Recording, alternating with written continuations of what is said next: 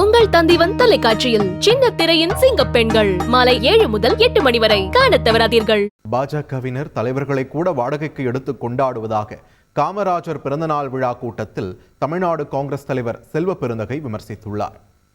யாரு வேண்டாலும் பெருந்தலைவர் காமராஜரை கொண்டாடுங்கள்.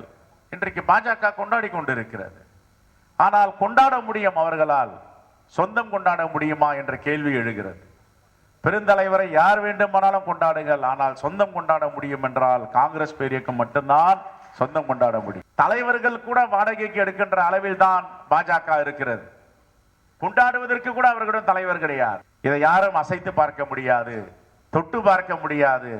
ஏனென்றால் நாங்கள் பாசிசத்திற்கு எதிரானவர்கள், RSS சித்தாந்தத்திற்கு எதிரானவர்கள். இந்த சித்தாந்தத்தை விரட்ட வேண்டும் என்றால் திராவிட முன்னேற்ற கழகமும் காங்கிரஸ் பேரியக்கமும் இந்தியா கூட்டணியும் வலிமையோடு இருக்க வேண்டும். இன்னும் 4 நூற்றாண்டுகளுக்கு இது தொடர வேண்டும். உங்கள் தந்திவன் தொலைக்காட்சியில் சின்ன திரையின் சிங்க பெண்கள் மாலை 7 முதல் 8 மணி வரை காணத் தவறாதீர்கள்.